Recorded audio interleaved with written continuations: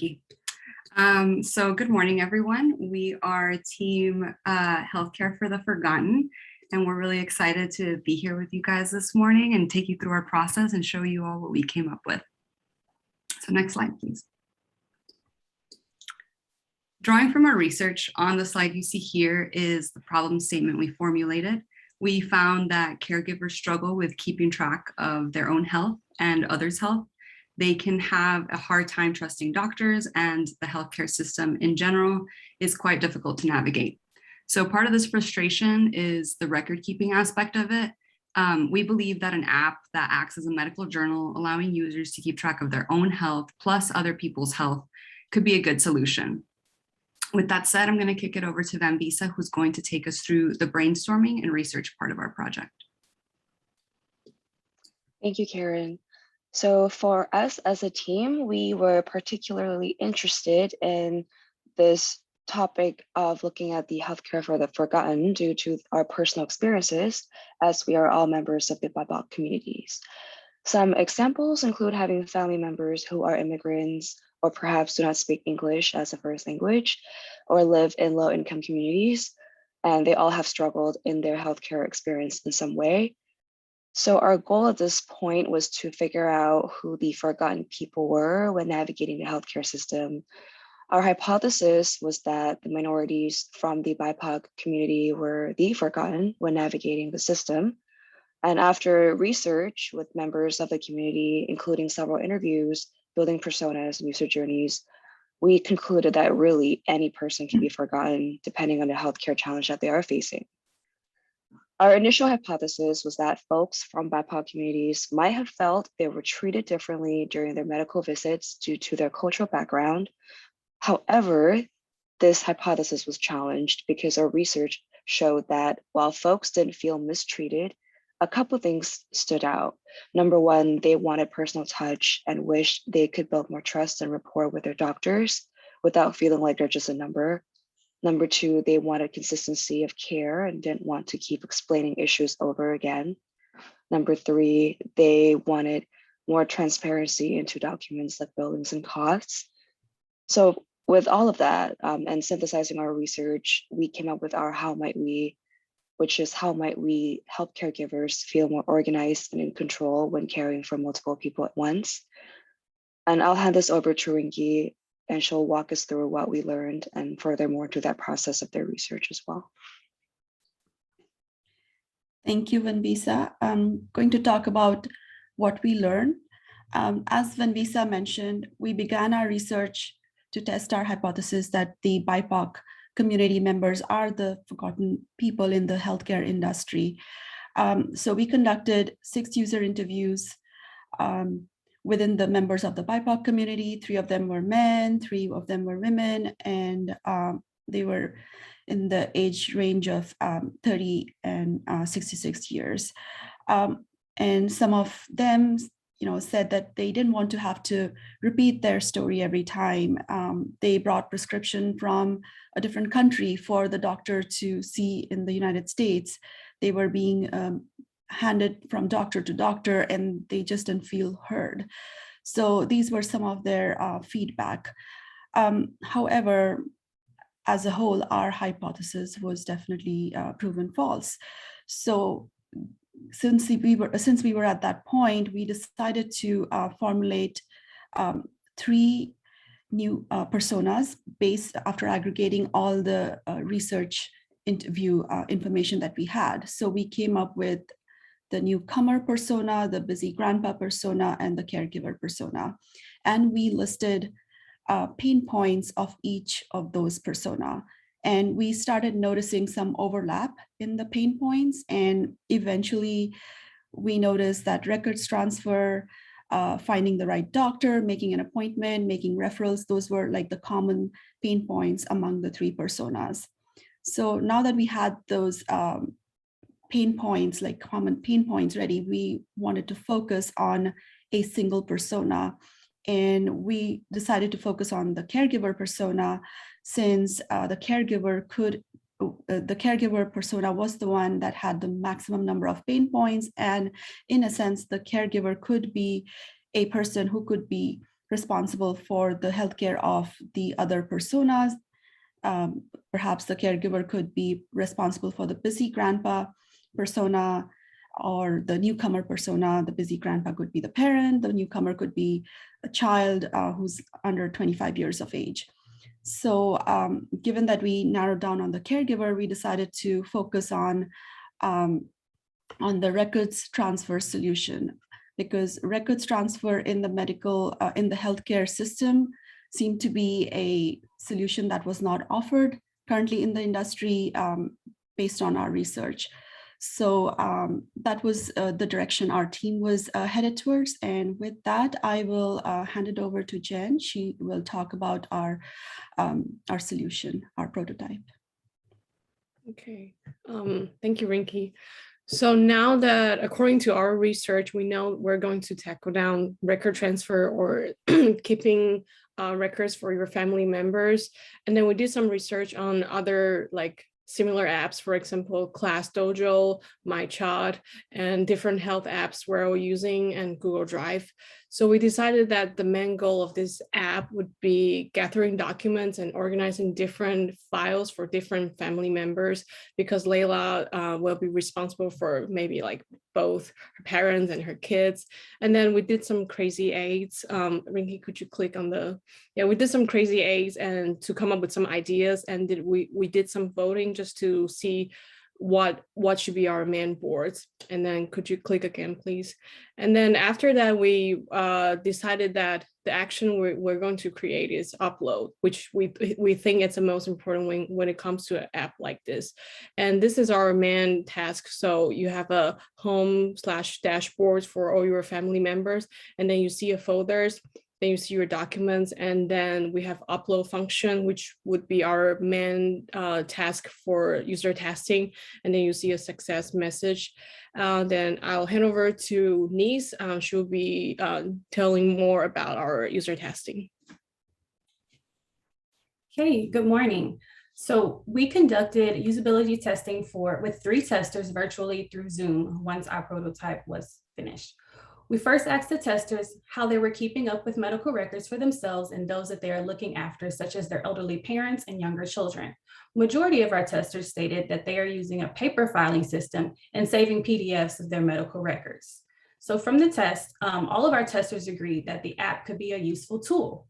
From our testing, our key findings and areas of improvement are as follows. Number 1, our search functionality. The testers did not understand what you'd be searching for on each page. There was confusion on why there was a top and a bottom search ability.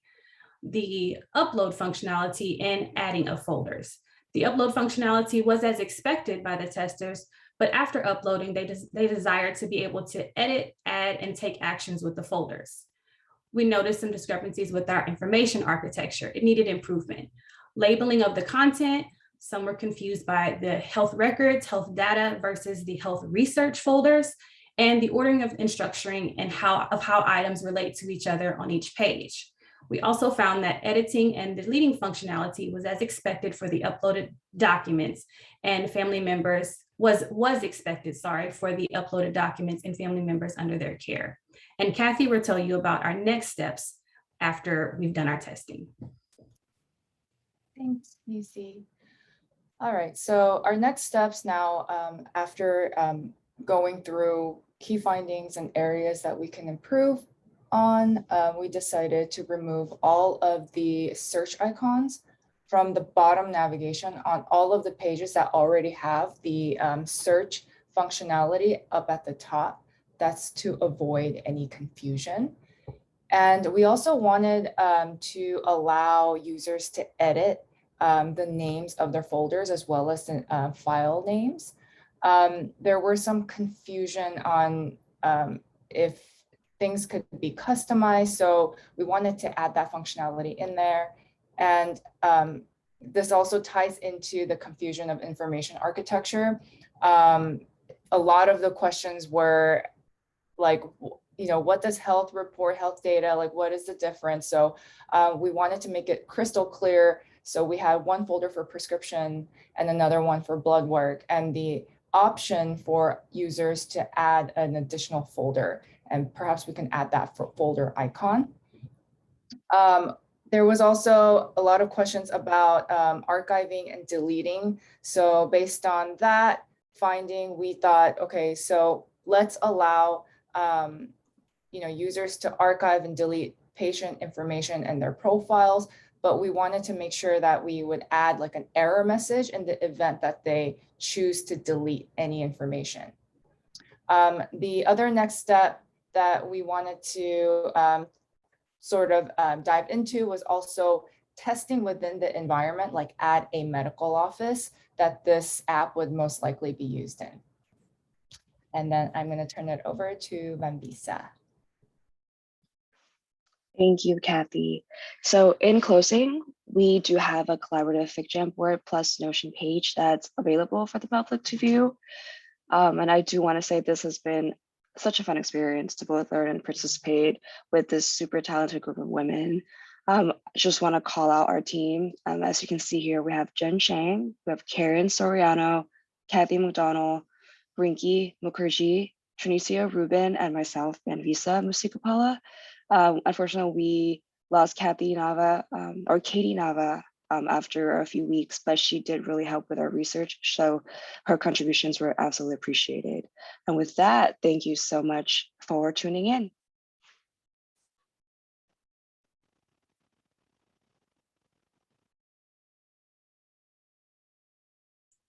Awesome. I couldn't find the unmute button. Thank you, ladies, so much. That was amazing. And it's been so exciting for me to have kind of a behind the scenes view of your progress all the way. And I'm just blown away by what you guys pulled together. I know it was really difficult to try to narrow in on what you wanted to do because the field was so large. So I'm super impressed. I will put this on gallery view so I can see everybody. Anybody want to come off mute and mention anything that stood out to you?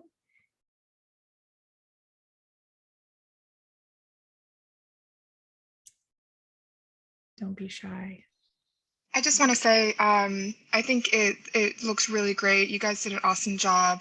I got to participate, and I think I'm, listening in most of your journey, but I think y'all did a really good job listening to the user, validating your assumptions, kind of redirecting and pivoting where needed to, and a great presentation as well. Everyone did a really good job. So awesome work, guys. Be proud of yourselves. Thank you. I thought this app would have been very useful for my mom when she was being a caregiver. I was, sharing those records, especially with also like nurses, because sometimes you'd get like different nurses would come into the house. I could picture it being super helpful. So this is great job. Thank you. From your presentation, it seems like you all, and from Meredith's comments, I was really appreciating how you kind of took a really big issue and were able to hone in on something that was still like very impactful for the people that you were trying to help. And then I thought I really liked your insights in terms of like insights and ability to be like, oh, we thought it was this, but actually our hypothesis was challenged. And it seemed like there were a lot of pivot points along your journey, and from the original like research all the way to like looking at your prototype and really responding to feedback. And I'm really impressed by just your ability to say, like, in order to make a better product, like we need to acknowledge like this is what's really going on and this is how we would make the product better for the people who are actually using it. So that was great to see. Thank you. Yeah, it can definitely be challenging to let go of an idea that you love or a direction that you really think is the way to go. So big sign of maturity there. And also behind the scenes perspective, I know that an original idea was being able to connect to the doctor's portals and get access. And I did see that one of the upload opportunities there was connecting to a portal. And so want to call out that that is a good future thinking opportunity there, including it as, okay, how could we think about making this possible in the future? So I know that was a big sticking point for you guys too. Yeah, that one was really hard to narrow down because we were like, we wanted to provide the most value. And so a lot of the office hours, a lot of the people there, you know, said like, you guys need to narrow it down as much as you can. And we were just like, oh, but connecting it to the patient portal would be so great for a future iteration. So we did add that in there. So yeah, thanks for noticing. Well, and that's where collaborating on a product team with product managers in the business side and the technology side is incredibly valuable. You come with the big picture idea and they can help you make it feasible. So if we had done this in a real hackathon environment where it was an interdisciplinary team, that might have been more possible to think through. But all right, any other comments before we move on to team 2?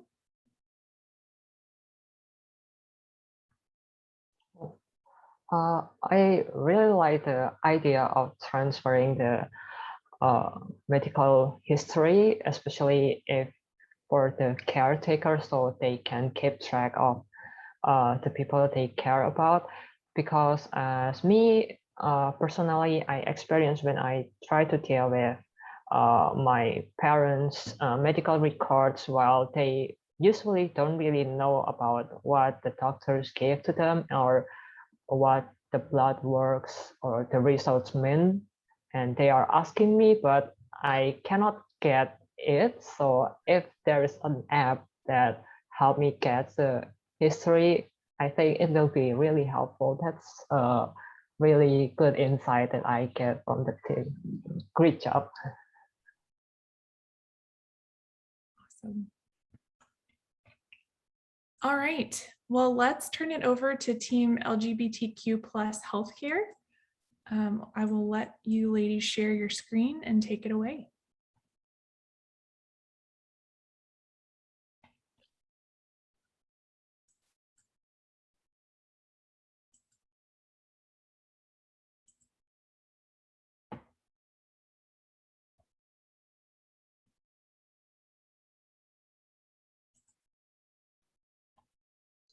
So can you see the shared screen? Yes. Okay, I will start. Hello, everyone. It's great pleasure for us to present in front of you in this hackathon showcase. We are from LGBTQ plus healthcare team. I'm Felicia, and on behalf on our team, I'll present to you our project. It's We Care, an LGBTQ plus mental health care app.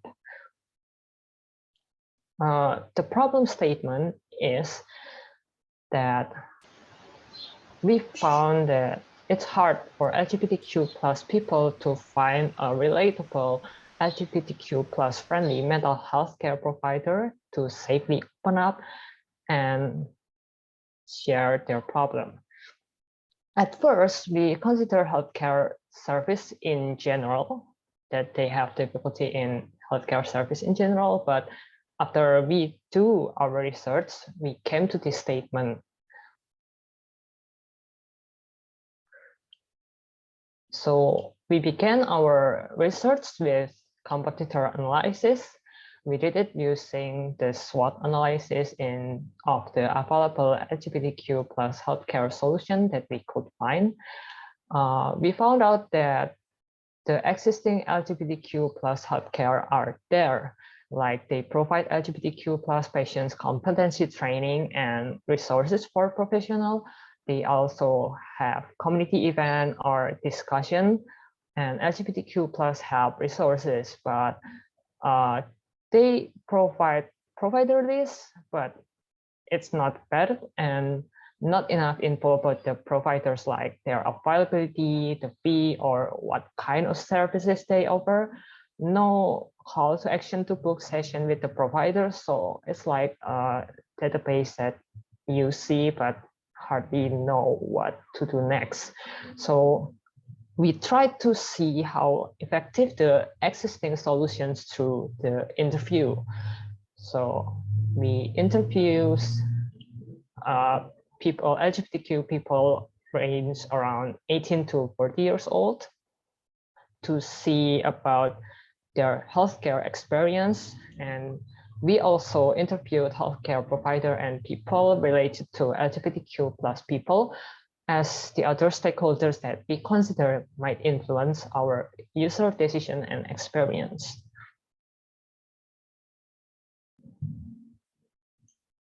And through the interview, we learned that actually mental health care is bigger concern compared to general health care for our user. They don't really experience problem with general health care, since usually they don't have to mention about their LGBTQ plus status, like, for example, getting your cavities cleaned or get your fever or flu treated. But when it comes to mental health, they say that it's more sensitive stuff. User mentioned that many of their LGBTQ plus experience spent in hiding due to stigma or fear to be judged.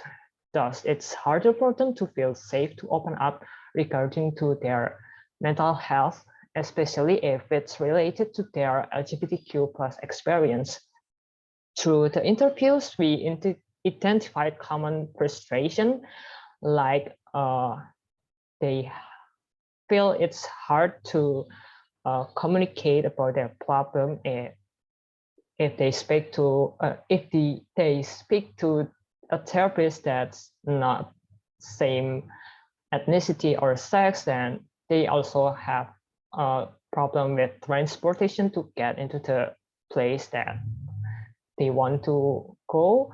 And then there's also a problem like they cannot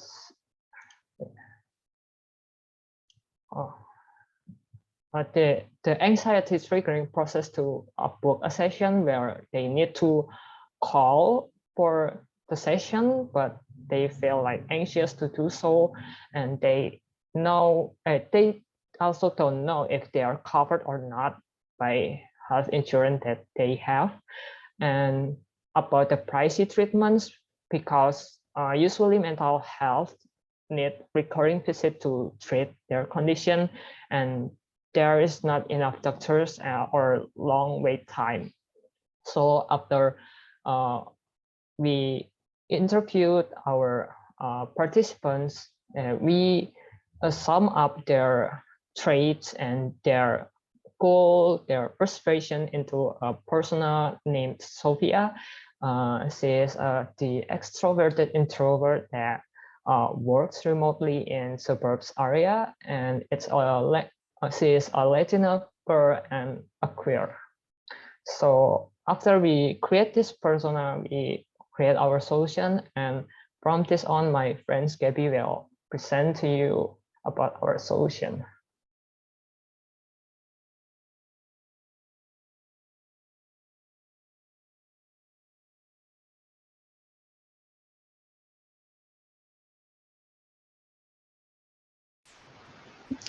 Thank you, Fali. So as the solution, we created a mobile app with optimized filter and in a booking system that helps LGBTQ more people to easily find and book a relatable LGBTQ more friendly mental health care providers. The factor that we opted for a mobile app over a website is mainly because, according to the surveys we've done, there was been an increase in global mobile market share, including in the US. Also, it is easier to browse on the go while maintaining the privacy of user. So we built the future and provider bio based on what we learned from considering our users when looking for a mental health provider. So that way they can easily find a mental health provider they need and someone they most identify with and feel like they will feel more comfortable talking with. And to make this possible, we created a very listed in the future options. The users can search by availability, age, gender, specialty, service offered, insurance coverage, language, race, and location. And of course, on the provider's page, we've added a feature so you can view their availability. In this way, the user can schedule the session with ease. You can pass the slide, Feli, please. Thank you. Well, after performing the usability test, we collected a lot of feedback. As our focus was to validate the future options and the booking system, we gave 2 tasks. For both, the users were able to perform in less than 5 minutes, and according to them, this was thanks to the fact that all the information was clear and easy to understand. About the future options, they really liked the future list as it was very complete. So, for example, the age options caught the attention of one of the users because when she was younger, her therapist was much older and she did not feel that he understood what she was going through. So, she found that the options of being able to meet someone younger very, very interesting. And now about the points that we needed to improve and that after the test we made the necessary changes. We have first, they get a little confused to find the future and start button. So they always look at top to be a place that draw more attention. So in this case, we added bottom up top sections to complement one at the bottom. In second, when performing the future task, they missed a button to confirm chosen future. So we added a confirmation button to the future page. In third, they asked for the location of the therapist in case they ever decided to do a local session. And of course, we added a location in providers about sections. In fourth, they would like a way to visualize the therapist they have marked as favorites. So for this one, favorite therapist page to be added. And last but not least, the users got a little confused by technical and common terms like provider titles or specialty. So a brief explanation pop-up on technical terms and guidance page to which kind of provider user need will be added. You can pass, Fali.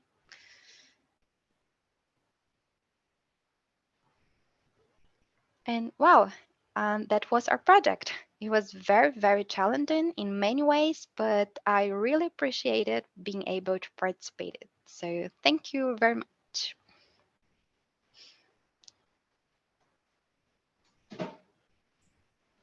Great work, team. That's amazing to see. I hadn't gotten to see a lot of the progress for this team, so it's really great to see it all come together. Does anyone have any feedback for team 2?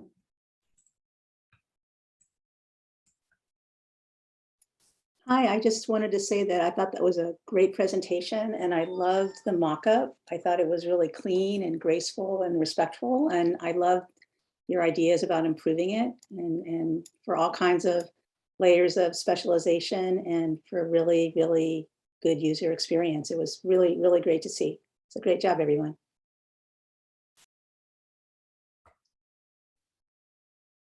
Yeah, Rinky said in the chat that she loves the UI, and I thought that the color scheme was so light and refreshing and calming. It was really nice choices there. Yeah, I agree. The muted colors really did it for me too. So great job on the UI.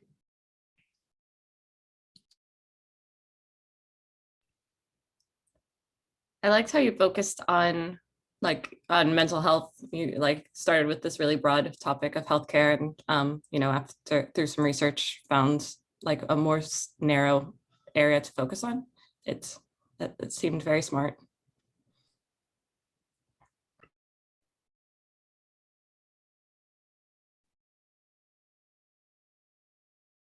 I like the focus on psychological safety, I think is a term that we kind of toss around in workplaces, of being able to establish that for team members to feel like they can bring their full selves to the workplace. So dignity is the word that comes to mind, of giving this group the tools that they need to feel psychologically safe and something that could really be beneficial to them. So I love the the project for sure.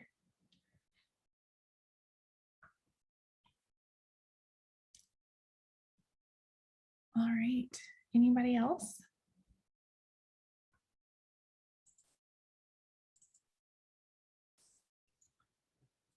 There's some good comments in the chat. Oh, great. It looks like you have some users that would like to use the production product.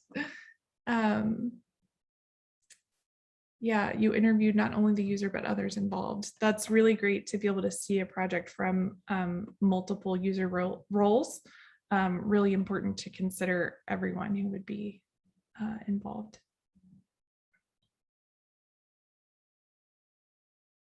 Yes, Banby says Zoom needs to up their game. I miss all of my Slack reactions in the chat.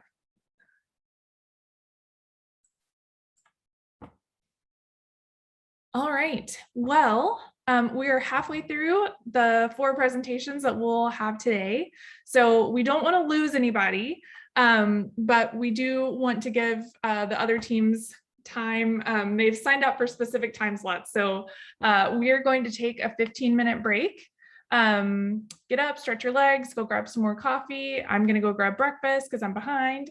And I will turn on some of our lo-fi jams, and then we will come back at 11 a.m. Central Time. And you will get to see Team Wonder Women, great name, and then Team Well of Mental Health. So come back for our subsequent 2 presentations, and we'll see you at 11.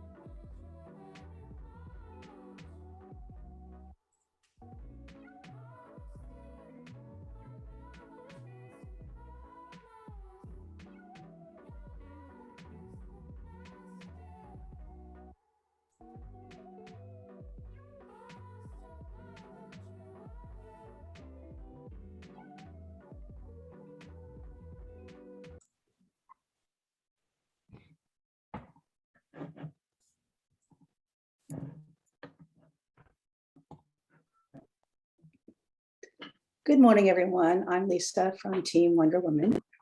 We took on the challenge of how to empower teenage girls to learn about how money and finance works so we can help to set them up for financial success. Learning how to properly manage money is a crucial life skill that can take years to develop. A survey of 15-year-olds in the US found that 18% of respondents did not learn fundamental financial skills that are often applied in everyday situations, such as building a simple budget, comparison shopping, and understanding an invoice. In 2019, only 24% of the businesses accessing capital were women-owned. This shows an example of the gender gap and one of the reasons we focused on teen girls. Teenage girls aged 13 to 18 need an appealing way to feel the immediate relevance and benefits of wealth-building knowledge, tools, and strategies that will help them become financially independent and to be able to reach their future goals and dreams.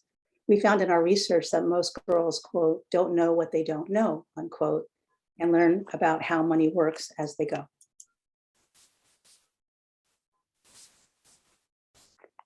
Whoops. Sorry. We chose to create an app to educate girls about money and financial terms, and also to take them through interactive journeys so that they can learn by practical examples in their chosen language. We envision Cha-Ching as being a community of learners, girls having the option to team up to learn how best to research and navigate college financial costs, to start a business, to negotiate terms before starting a job, giving the community access to financial counselors, peer math tutors, and professional mentors so that they can continue to learn and share their experience. Autumn will tell you about our teen-centered design process. Hello. So we started our design process by sending out a survey to empathize with our target audience and get an initial footing of how girls from ages 10 to 20 interact with money, technology, and what roles their families play in it. And this was also a way for us to try and gather participants for user research.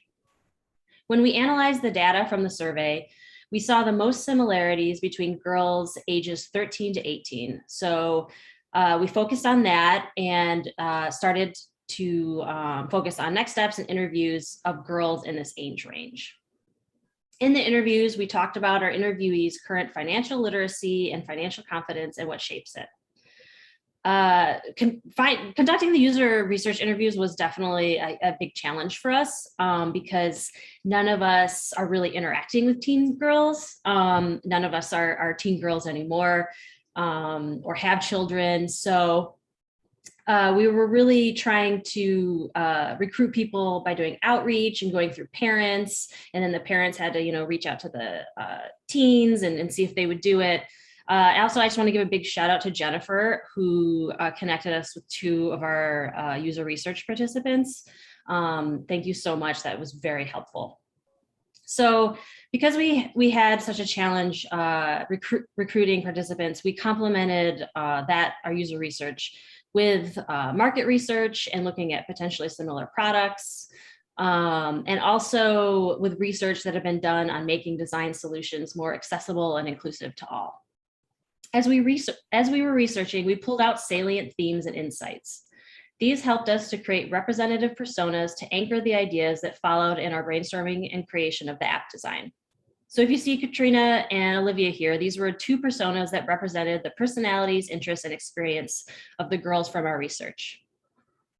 Some of the top research insights that helped with our particular flow design were: teenage girls have two spending modes: spending for fun or saving for some far off future that they don't see immediate relevance to. Other than that, they shared a kind of I don't know what I don't know attitude, as Lisa mentioned before. Teenage girls' education, emotions around money and earnings are firmly tied to their families. And for them, it is a highly emotional experience to have money, where they swing between guilt for spending it and excitement for having it to spend. And then last insight I'm going to share: when we asked about learning preferences, girls said in order to interact with learning voluntarily, it needs to be a playful experience. So these three insights were things we kept in mind as we began designing a prototype for our app, which we then did some usability testing with. And Angie is going to talk about that. Thank you. Hi, everyone.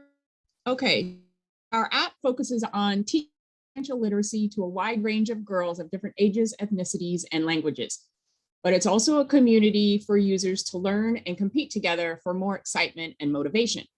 We developed two fun and engaging prototype options using simple quizzes and practical interactive games.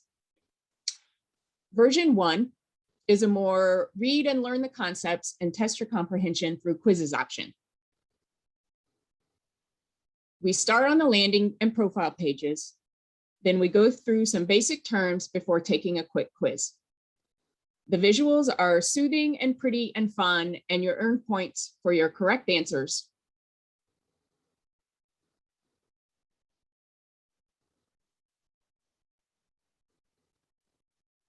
Correct answers, cha-ching! Version number 2 is a more simulated interactive game and it puts the participants in a situation to help them learn the concepts. From your profile page, you can scroll through your game option categories and then choose your level. The user will then choose their character for a scenario to reach their goals, but obstacles are thrown in just as they are in real life. The user will learn the concepts by working through the problems and scenarios.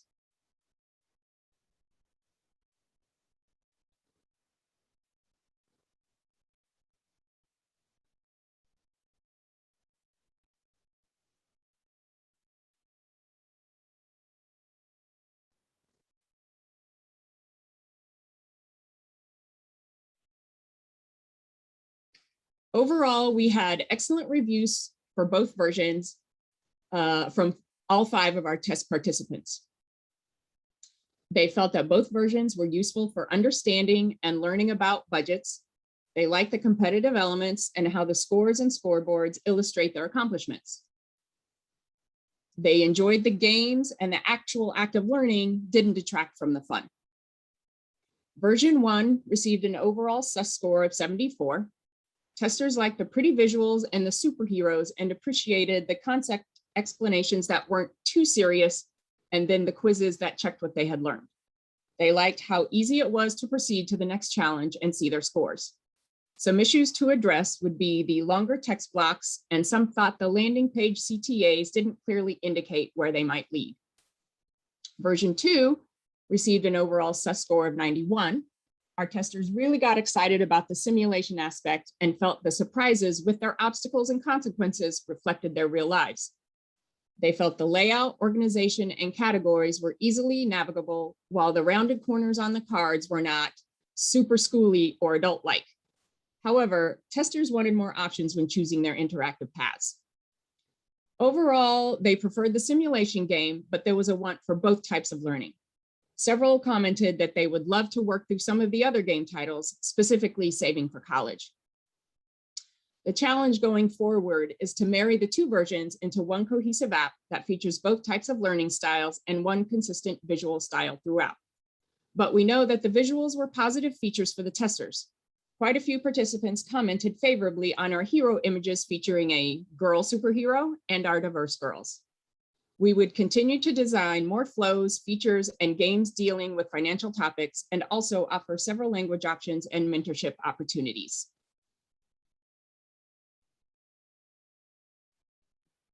Okay.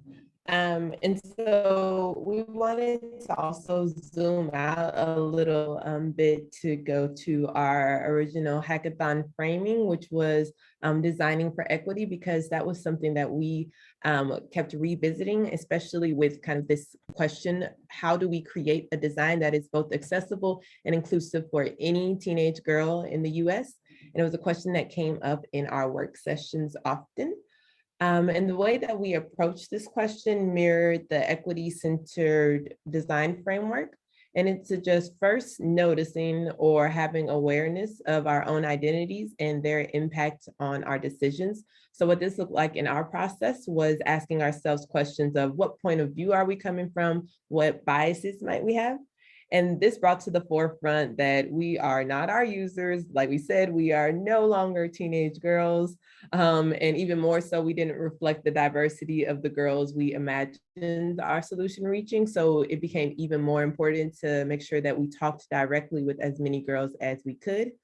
And this also, this aspect of noticing also led us to use secondary research to challenge any assumptions that were brought to light in our self-awareness checks.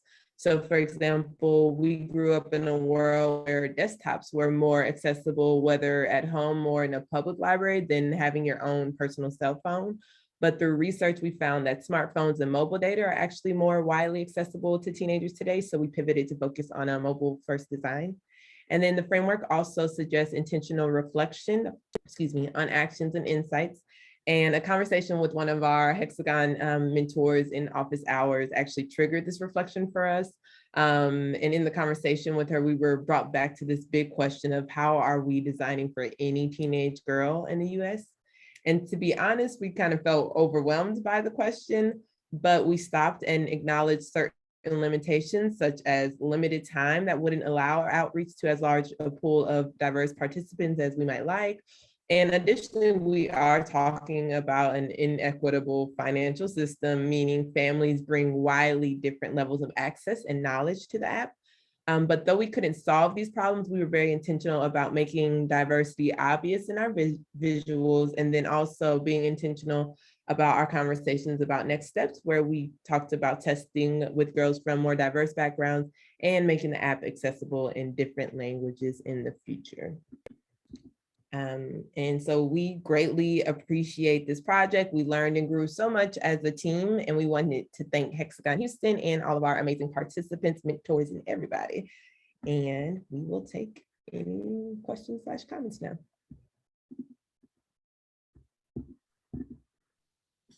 Great job, guys. Great job. Yeah, I'm so excited about this one. Sorry, Meredith, go ahead. No, I was just going to say, in the spirit of user research, I love that you each put quotes on your last slide. Yeah. Great. No, I'm super excited about this one, and I think this would be a really helpful tool for teenage girls, and I like that you guys went ahead and tested both designs, and the whole process was good too. So great work, and excited that we got to see it all the way to completion. So great job. Shout out to Jennifer, because we monopolized a lot of her time over the office hours. So thank you. It's my pleasure. I had a lot of fun. I really enjoyed it, and I was really glad I got to meet all of you, and excited at the outcome you've got. Great job. Am I good to ask? Wait, you finish. Oh, you go ahead. Okay, great job, guys. I really like this. I resonate with this because I taught public school, high school. This would be I actually was thrown into teaching like one class of like an adulting 101 type of class. How cool would this have been like for the kids to use this app in a more intuitive way that they're used to, rather than like just a presentation and worksheets and paperwork. So good thinking on like it being an app rather than a desktop, because yeah, the kids would love to use their phone anytime they got the chance to, rather than being on the computer. So awesome job. And I love the colors and the graphics. It's really, really nice. Thank you. I just wanted to say that I'm super impressed also by y'all's thoughtfulness on designing for equity, and the way that you acknowledge that it's really hard to change the system. That is something that we experienced on our team as well. We had so many conversations about like, how can we even connect this to a patient portal? How can we even work within the healthcare system? Like we have to go around it, right? Like how do we teach people? How do we help them keep their own records? So I could see that mirroring as well, the problem that we had with our team as well. So good job, you guys. It was amazing. Thank you. We have a question in the chat, and Alan, you can go ahead and come off mute and ask if you'd like. Oh, sweet. Thanks much. I actually wanted to ask the team how exactly you were able to reconcile the differences between the 13 and 18 age group. You guys said that you found a lot of similarities when it came to like financial needs and whatnot between that. But I also know, and I meant only like through my minimal and my volunteer work and stuff like that, that 13 and 18 can be similar in a lot of ways, but they also have some really unique needs that need to be met.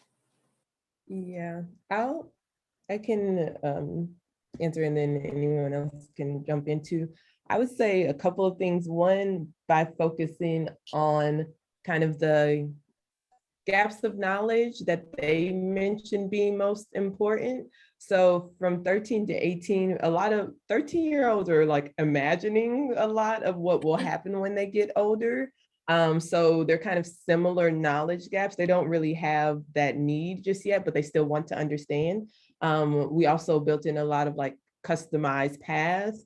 And then I would also say they use similar, we asked them about kind of what they're using, what their favorite apps are. So they use similar like entertainment apps, and had similar kind of interest in terms of what they do, how they engage with their phone and learning. So that kind of highlighted the overlap, but I would say really by honing in on like the things that had to do with this specific solution and problem, it was easier than thinking about like all of the different things outside that make those age groups different. I don't know if anyone else has something to add.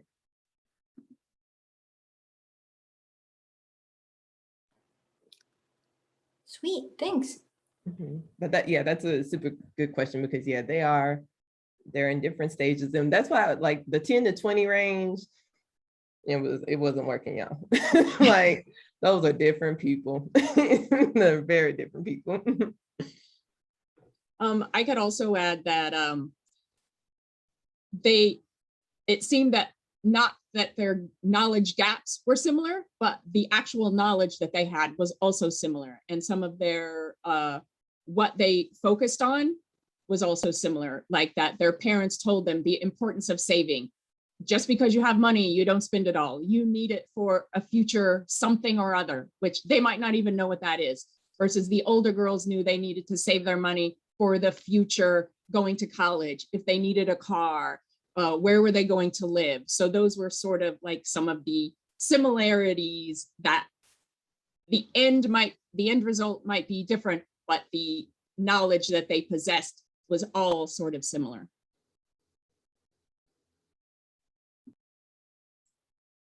I love that this is obviously targeted for Gen Z. As a millennial, I love that this is like the app version of MASH. If anybody else played that, like picking your character at the beginning, what are you gonna get at the end?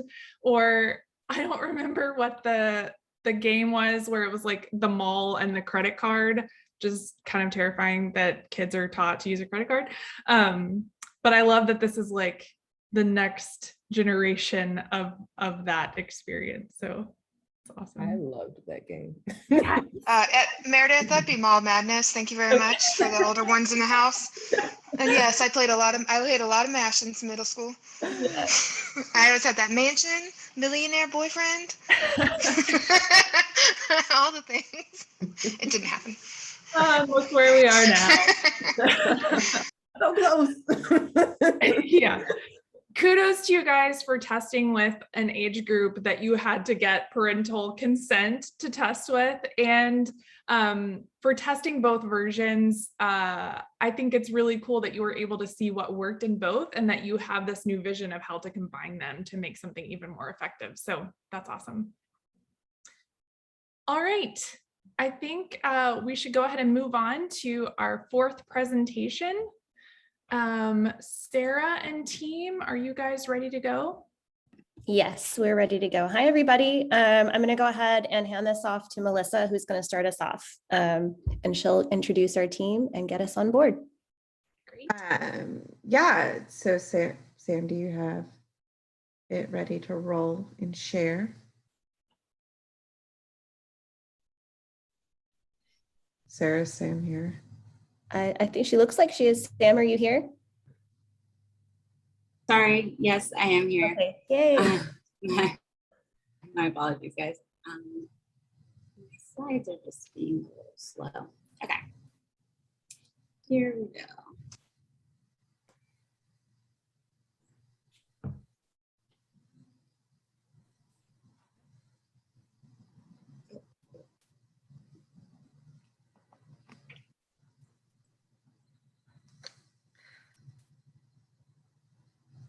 Hi, I'm Sam.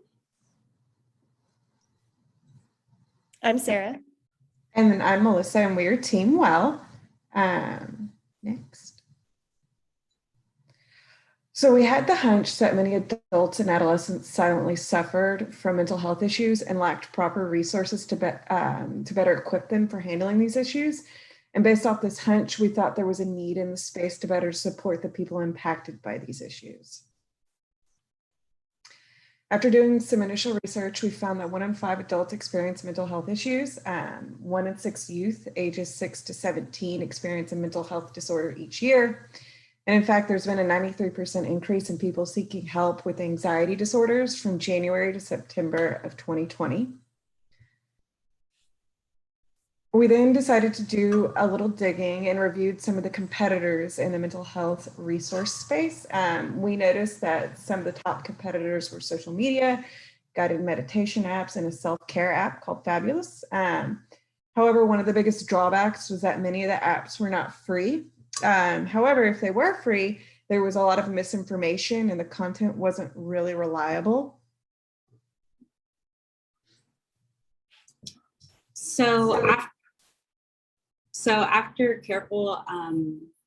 After evaluating what was currently on the market and the situation of mental health education, we decided to validate our assumptions through user research.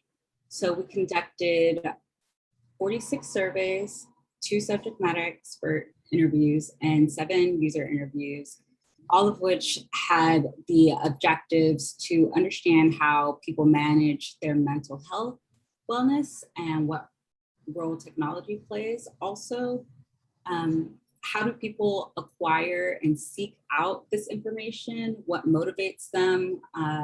And also what factors go influence the opposite, right? Of not being able to attain that. We did surveys, and from the surveys with the 46 user feedbacks, the survey responses identified a fillable gap related to mental health knowledge and use of mental health applications. 60% felt that they needed to learn more related to anxiety and depression. 66% had not used any mental health applications. So we figured we could possibly help fill this gap.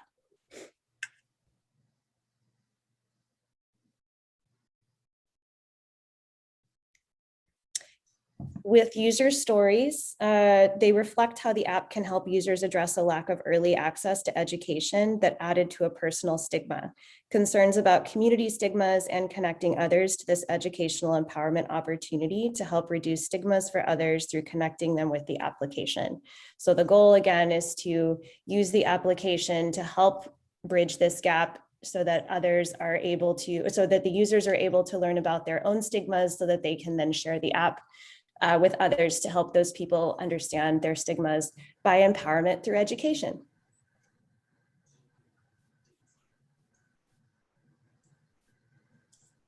All right, after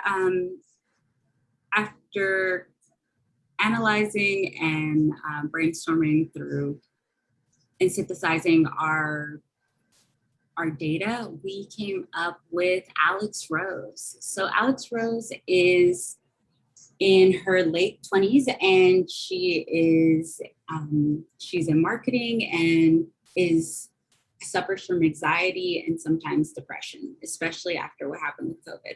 She often feels the need to seek out help, but feels vulnerable, doesn't feel comfortable when she's vulnerable. She's also scared of being judged and the stigmas that are around her. She often wonders what else, how much it would cost, and all of which leads her to do some research online. And sometimes it works, but most of the time she's starting to feel like she's getting a lot of repetitive information that isn't very authentic, and really just doesn't know which way to turn. Although Alex feels this way, she's also wants to be empowered, and she does download apps and try to do them, but it just doesn't quite work out. So after identifying a potential problem and doing a little research, we redefined the problem statement to: the current state of mental health education has focused primarily on learning by way of an authority figure or word of mouth. These introductions fail to address the stigma surrounding mental health and lack an actionable roadmap on seeking help, leaving people feeling lost. We created a storyboard to represent the visual process that our user would go through as they go from a feeling of disempowerment and frustration with their mental health awareness journey, to being able to use the application to educate themselves and empower themselves related to mental health so that they feel stronger in order to fight the stigma and reach out to others to help use the app to build that process and move forward from there.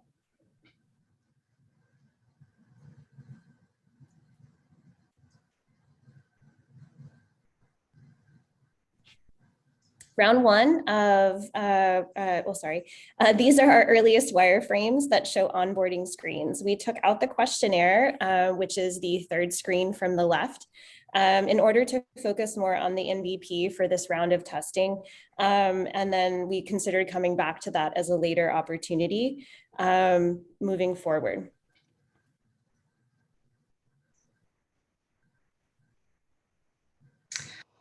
So after our original wireframes and some guerrilla testing, we iterated based off feedback. We then crafted a plan to test the usability of the new iteration. Each of us recruited our own users to test the app to see if the revised flow was intuitive and logical.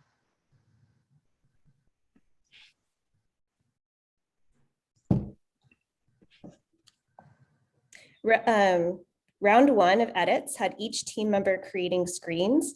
And then we guerrilla tested those screens and brought them back together with the feedback from the guerrilla testing. We took the feedback and made visual edits, including adding an audio learning area for users related to the library space as they move through their journey. And then adding more slides to the flow, more detail, more library images and access. Then we tested that final flow in the third round and added feedback and iterations to the slides for future adjustments to our wireframes. All right.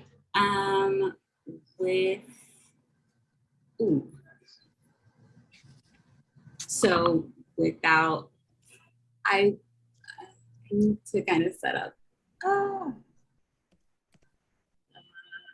Sorry. All right. So we did user testing on this. This is the last version of our test, and we went with the idea that Alex, as someone that wants to be empowered, she's also a little bit skeptical and wants to know what's going on. So we did a few onboarding slides to kind of make sure she's feels comfortable before committing to anything. We reassure her that she will be empowered through knowledge and that this is something that will fit into her busy schedule and hopefully transform the way she relates to her mental health well-being. And of course, the ultimate goal is to find the need and support that we no matter where you're at in your journey. So here she is, she's logging in, she's signing up. So she lands on the homepage here, and a few things that we got from user feedback was it was a little unclear as to what the rest of these were.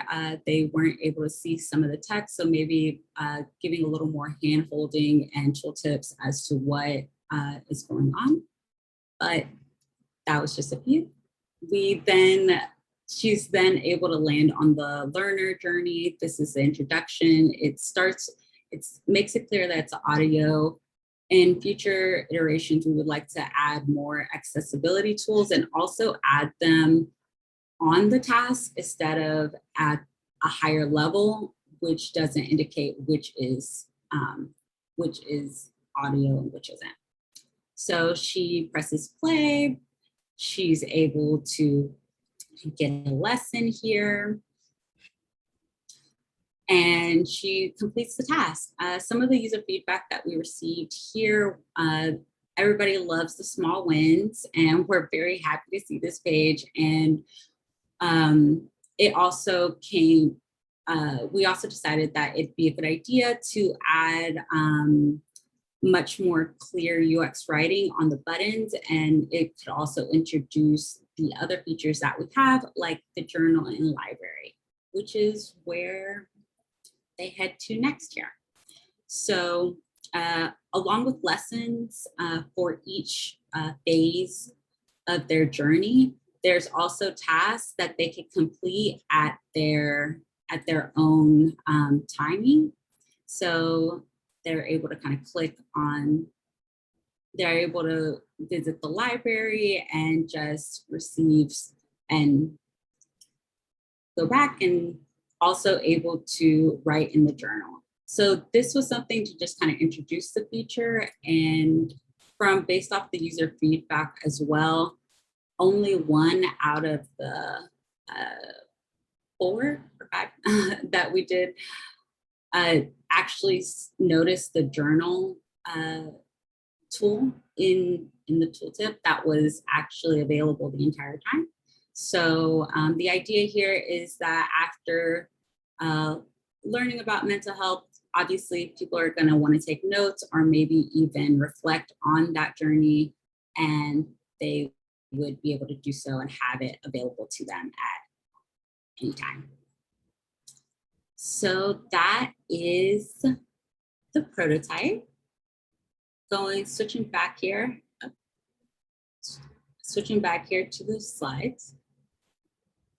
Our next steps from this point would be to continue to make edits based off of some of the things that Sam mentioned as well to our wireframes, and then also reaching out to experts to build the library content and content credibility. So reaching out to therapists and counselors and psychologists to make sure that our content is extremely valid and well curated. Then we would add a questionnaire back to determine users' mental health-based knowledge. And we would also use that expert feedback to make sure that this questionnaire is very accurate and focused, and then test that with users. We would continue to build and grow our high fidelity frames and detail design systems. Then we would continue with more testing and iterations moving forward from there. Well, thank you for listening to us and giving us this platform to explore. So thank you, Hexagon. Does anybody have any questions for us?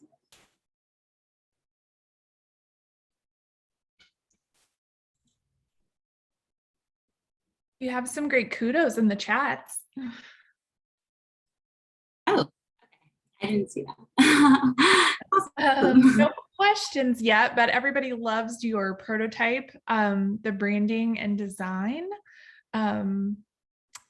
It's great that you were able to make it so interactive as well. I know that's difficult to manage on a short timeline, so that's great. Anybody want to come off mute and offer any feedback or ask any questions?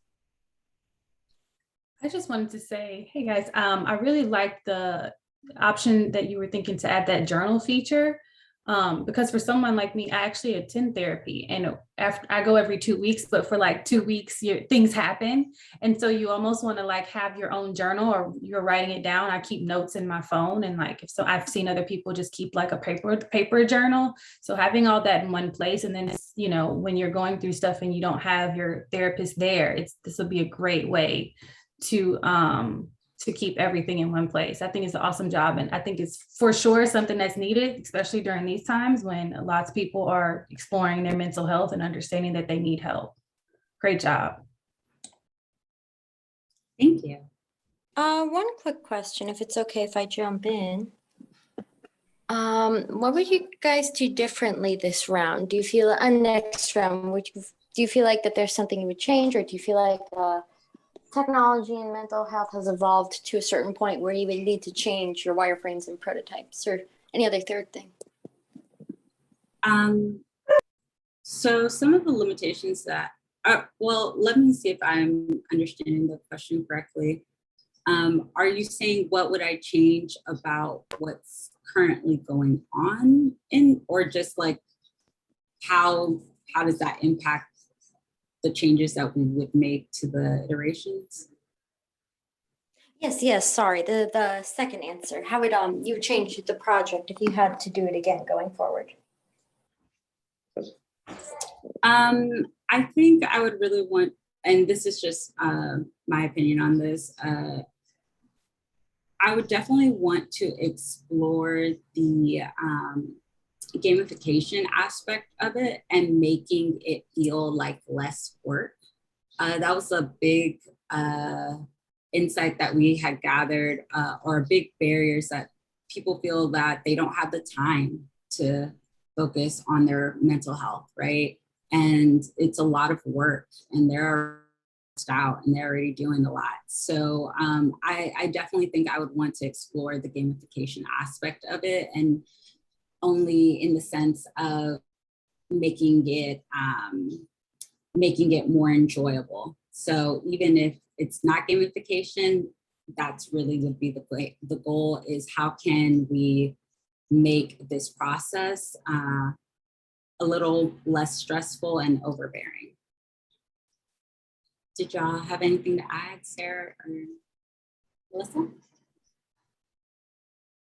No, I definitely agree kind of with what you said in regards to the changes and the limitations that we saw. I agree as well. I think that covers what making it more accessible and more friendly as we test the iterations, continuing to get feedback from users on making it something that's enjoyable and intuitive, I think is definitely something that would be a reframe. Getting more feedback from users, I think too, was another thing. It was difficult to find people to user test. So I think if we were able to do it again, I would definitely try to find ways or learn ways to get access to feedback from more users to get better awareness of that. So yeah. And you got kudos in the chat on breaking the lessons into unlockable levels, that kind of contributes to the gamification maybe that you're trying to accomplish, but at least makes it feel manageable. And I like what you said here, it's mental health is a day-by-day process, and that kind of helps communicate that.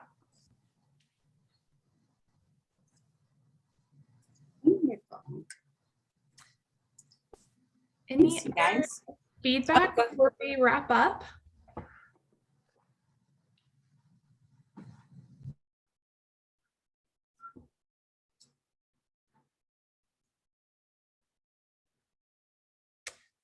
All right, well, I'm going to take back over sharing screen and get us to our very last slide of the day. And if Liz is still with us, I don't see her in the gallery view currently. I'm here. Okay, awesome. You want to take over and talk us through how we're going to officially vote on our community choice winner? Yeah, sure thing. So we have been putting together a Google form. So on that form, you're going to have the opportunity to vote for your favorite presentation or project solution in a couple different categories, including overall solution or definition of the problem statement and research methods, and provide any feedback you have to specific teams through that form. The form will also contain some optional questions about the overall hackathon event, feedback kind of questions. And we're going to leave that survey open for the next week. So it'll close next Saturday. We'll share that link out on all our socials so you can participate there. And then after we close it, we'll announce the winners. And we will be sharing this out so that the larger community can see your work and get to celebrate what you've accomplished. Hopefully gain you guys some notoriety. If we share it on LinkedIn, maybe that will also help with some job searches. So we have recorded each presentation. Give us a little while to break it into pieces while we try to navigate YouTube Create. And we'll be posting that along with your presentations on our Notion page so that everybody can reference them if they want to dig in deeper or ask you any questions. So yeah, any questions about that process?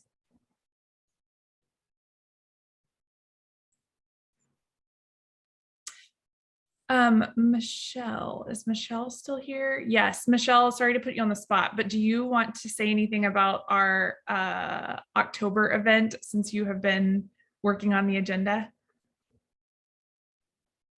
Hey, y'all. Hey. It's Michelle Sue. Yes, so Liz, Naomi, and I were the community managers, and we're hosting a portfolio session in October. It's up on Meetup. So we're hoping this can be an opportunity for the folks in this room to discuss how we can put your projects into an online portfolio and figure out the best methodologies. We're going to provide some examples. We hope that you bring a case study outline or some actual work, and we will all figure out how to best present some of our work on our portfolio. There's certainly no correct way to do it, but there's certainly things to avoid when putting together a portfolio. So community managers are here to help you figure that out. Go ahead and RSVP when the next time you're on Meetup. Yeah, and the event is not specific to the hackathon projects, but we definitely wanted to give you the opportunity to be able to utilize this work in your portfolio. So if that's the project you would like to focus on, please do, but it's open to anyone with a project they'd like to highlight.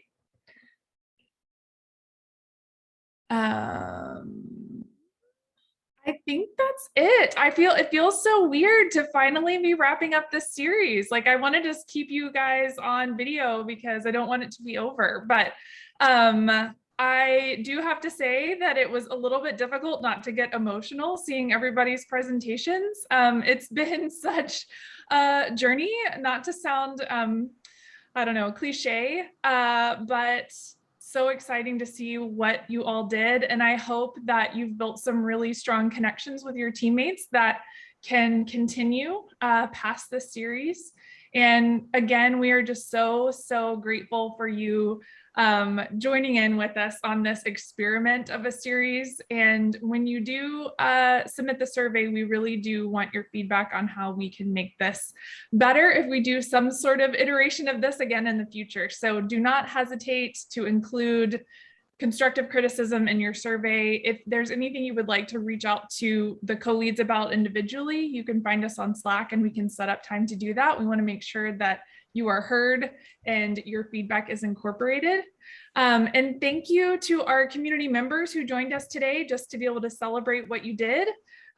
We love being able to invite everyone into this space that you have created together. So thank you. Any other co-leads have anything that I missed? No, I think we covered it all. Again, I just want to say thank you to you all for participating. I loved seeing the process, and I see the shout outs in the chats.